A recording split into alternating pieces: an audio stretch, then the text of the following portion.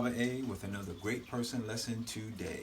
We are rounding up our focus on Nelson Mandela, who we are calling a freedom soldier, lawyer, and the first black president of South Africa.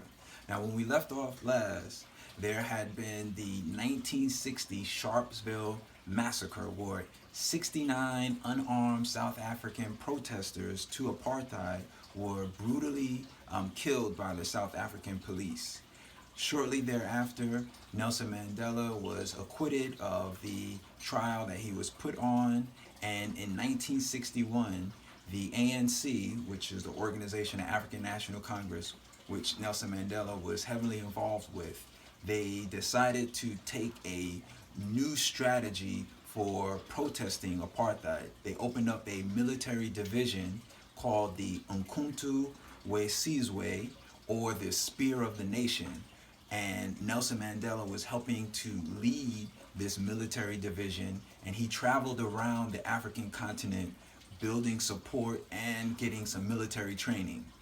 Nelson Mandela returns to South Africa in 1962 to give a report to Chief Albert Lutulu, the president of the ANC, and he was arrested in 1962 and charged for leaving the country without permission. But later he receives a life sentence once the South African government unveils Spear of the Nation plans.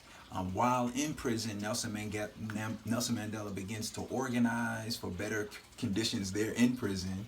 And outside of prison, we see groups continuing to organize against apartheid, such as Steve Biko and the Black Consciousness Movement, Winnie Mandela, and others were organizing against apartheid. There was a free Nelson Mandela movement beginning around the world, as well as an anti-apartheid campaign. We're going to end it there, but join us on another day with Baba A, where we'll continue on Nelson Mandela. Peace.